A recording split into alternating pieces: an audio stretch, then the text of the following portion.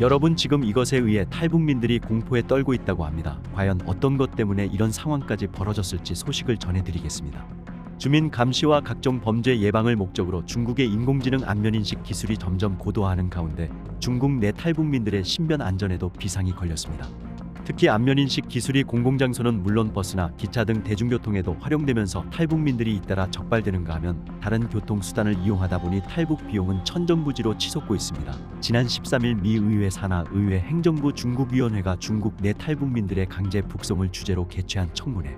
이날 청문회에서는 빠른 속도로 발전하는 인공지능 기술과 이를 적용한 중국의 대규모 감시체계가 탈북민에 미치는 부정적인 영향에 관해서도 심도 있는 논의가 이뤄졌습니다.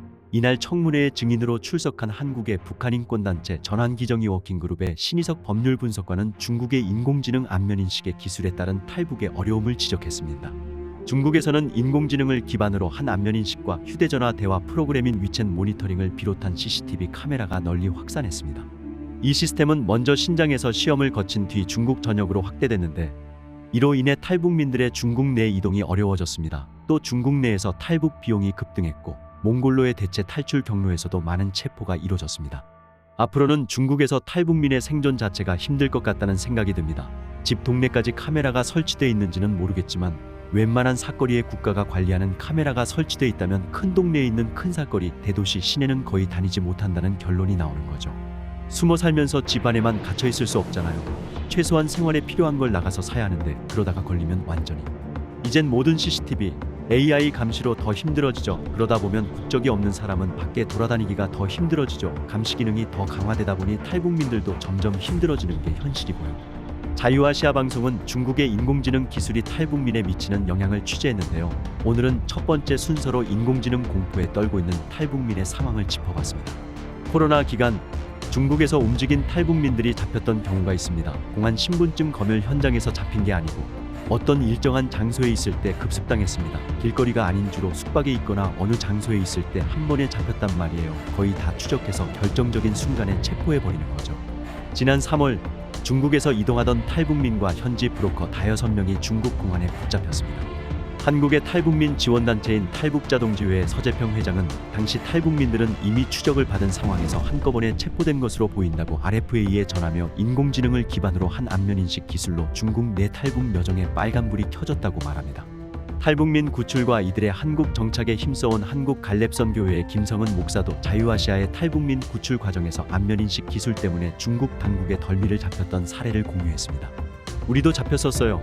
코로나 전에요. 기차역 앞에 안면인식기가 있는데요. 그걸 통과하고 기차에 앉은 뒤 바로 잡혔어요. 이미 중국에서는 주민 감시와 각종 범죄 방지를 목적으로 인공지능을 기반으로 한 안면인식 기술이 점점 발달하고 있습니다. 실제 서 회장도 코로나 대유행 이전 중국을 방문했을 때 인공지능 기술이 중국 사회와 실생활에 얼마나 깊숙이 들어와 있는지를 느낀 적이 있다고 말했습니다. 단둥, 심양, 대련, 연길, 훈춘 등을 8박 일정으로 다녀왔는데요. 저를 아는 중국 국가안전부 직원이 있습니다. 그 사람을 저에게 소개해준 사람이 있는데요. 중국을 다녀온 뒤 조금 지나서 중국 국가안전부 직원이 그 사람에게 서 사장이 지난번에 와서 엄청 많이 다녔다고 했다는 거예요. 제가 호텔에 체크인을 한 건 심양과 단둥 두 곳뿐이었어요. 나머지 대련, 천진, 훈춘, 연길 등은 개인이 운영하는 민박에서 숙박했어요. 여권 확인하는 게 없습니다. 현지 중국인에게 부탁해 추적이 안 되는 곳을 찾아서 했단 말이에요. 그런데 내가 중국을 다녀온 지 하루 이틀 지났는데 그 사람이 제가 방문한 노선을 쭉 얘기하는 거예요. 당시 중국에서 열차와 장거리 버스를 주로 이용한 서 회장은 카메라로 인물을 인식하는 것까지 발달해 있다며 중국의 인공지능 기술을 체감한 직접적인 계기가 됐다고 덧붙였습니다. 대부분 지역이 다 그렇진 않겠죠. 작은 골목길까지 안면인식 기술을 적용한 것 같지는 않지만 지금 사람들이 많이 이동하는 철도, 버스, 큰 사거리, 대형 쇼핑몰 등에는 국가가 관리하는 카메라와 인공지능이 연결된 시스템을 운영하니까 저를 바로 인식한 거예요. 중국은 현재 세계 최대 안면인식 시스템인 스카이넷을 보유한 것으로 알려졌습니다. 지역과 장소에 따라 정확도의 차이가 있지만 이는 14억 명의 중국 인구를 단 몇 초 안에 식별할 수 있는 기술로 감시 카메라가 사람들의 얼굴을 인식하고 생체 인식과 음성 분석 등을 이용해 각 사람의 움직임과 통신 등을 추적할 수 있습니다. 또 중국은 올해까지 6억 대의 새로운 감시 카메라를 설치할 계획이며 이미 인구 밀도가 높은 북경과 상해 등에는 인구 1,000명당 100대 이상의 카메라가 설치된 것으로 파악됩니다. 하지만 탈북민 구출단체 관계자들은 중국 정부가 자국민의 관리 차원에서 개발한 인공지능 기반의 안면인식 기능이 탈북민에게 큰 영향을 끼치고 있다고 주장합니다. 국가안보 차원에서 개발한 안면인식 기술이 중국 내 탈북민의 발목을 잡은 겁니다. 중국이 탈북민을 겨냥해 인공지능에 많은 돈을 투자했다고 보기는 힘들고 중국에는 많은 인구에 많은 범죄자들이 있잖아요. 국가안보 차원에서 인공지능을 이용한 안면인식 기술로 범죄자들을 잡아내려고 기술을 발달시킨 거죠. 꼭 탈북자를 잡으려고 안면인식 기술을 개발한 게 아니라 중국이 워낙 인구가 많으니 그걸 기반으로 해놓은 건데 북한 외교관 출신에 고용한 한국군사문제연구원 연구위원도 자유아시아의 중국 전역에 설치된 카메라와 인공지능 안면인식 기술 때문에 탈북민의 이동이 어려워졌고 탈북에 대한 경각심도 커지고 있다고 진단했습니다. 또 주재우 한국경희대학교 중국어학과 교수도 같은 날 RFA에 북한이 특정 인물에 대한 추적을 요구하고 중국이 이를 받아들였을 때 안면인식 기술에 의한 적발의 위험성은 훨씬 커질 수 있다고 말했습니다. 중국의 공공장소와 대중교통 등의 인공지능을 이용한 안면인식 기술이 활용되면서 탈북민의 이동은 사실상 어려워졌다는 지적도 적지 않습니다.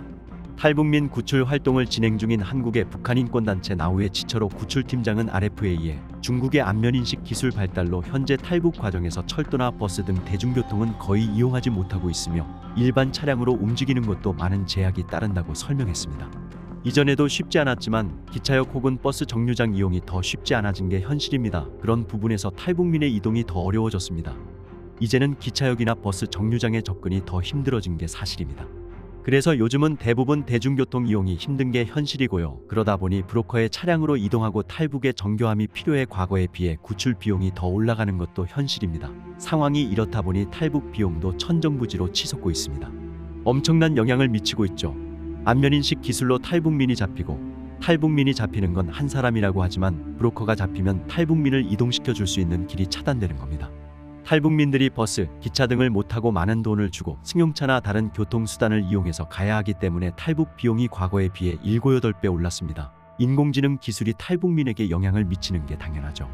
김 목사에 따르면 과거 중국으로부터 한국까지 가는 비용이 한국 돈으로 약 300만 원 미만이었지만 지금은 약 1,500만 원에서 2,000만 원까지 상승했습니다. 심지어 요즘은 동남아시아를 통한 탈북 비용이 한국 돈으로 1억, 미화로 약 8만 달러에 이른다는 말도 있습니다.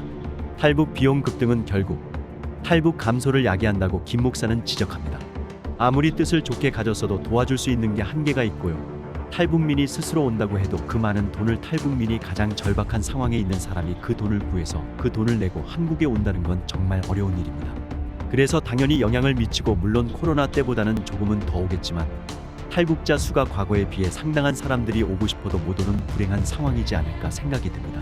중국에서 탈북민을 데려오는 구출 단체들의 고민도 깊어졌습니다. 감시 카메라를 피해 인구 밀집 지역이나 인구 이동이 많은 곳을 다니지 않고 소수의 인원으로 움직이는 방법을 택하기도 합니다. 또 탈북민들에게 중국의 안면인식 기술의 심각성과 위험성을 알려주는 것도 구출 단체의 몫이 됐습니다. 모르니 잡히겠죠. 그 정도로 얼굴이 드러나면 바로바로 잡히는 거에 대해서 몰랐을 겁니다. 중국에서 숨어 다닐 수조차 없는 환경에 놓여 있다고 하면 절망적이죠. 중국을 방문하면 웬만한 사거리에 카메라가 거의 10대씩 배치돼 있습니다. 조그마한 버스 정류장에 3-4개씩 있어요. 중국은 완전 카메라 천지입니다.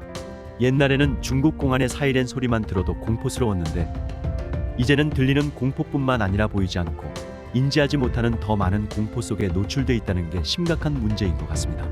아직 중국에서 안면인식 기술에 의해 적발됐거나 체포된 탈북민 통계는 정확히 나와 있지 않습니다. 또 중국의 감시 시스템에 등록되지 않은 외부 사람이 많아 북한 사람을 따로 식별하는 것도 쉬운 일이 아니라는 일부 지적도 있습니다. 하지만 하루가 다르게 발전하고 실생활에 광범위하게 활용되는 인공지능 기술이 어느새 탈북을 원천 봉쇄하는 도구로 바뀌면서 중국 내 탈북민 운신의 폭은 더욱 좁아지고 있습니다. 중국은 특정 기술 분야에서 매우 빠르게 발전하고 있습니다. 하지만 그들이 아직 해당 분야의 선두주자는 아니지만 따라잡기 위해 매우 노력하고 있습니다. 떠오르는 한 가지 예는 인공지능입니다. 현재 중국은 인공지능 분야에 많이 주력하고 있습니다. 그리고 중국이 인공지능 분야의 전반적인 규칙을 정하는 주체가 될 가능성은 매우 우려스럽습니다. 이미 중국은 인공지능 기술을 대규모 감시와 억압적인 통치 체제의 기능을 위해 활용하고 있으며 이러한 능력을 다른 국가로 수출하고 있다는 사실도 우려스럽습니다. 이런 가운데 한국의 북한인권 시민단체인 성공적인 통일을 만들어가는 사람들의 남바다 사무국장은 지난 15일 RFA에 앞으로 북중 국경이 본격적으로 개방된다면 코로나 대유행 기간 동안 체포된 모든 탈북민이 북한으로 송환될 것으로 알려져 있다며 우려를 나타냈습니다. 정성산 TV 좋아요, 구독, 알림은 큰 힘이 됩니다. 후원해주시는 모든 분들께 가열차게 멸공.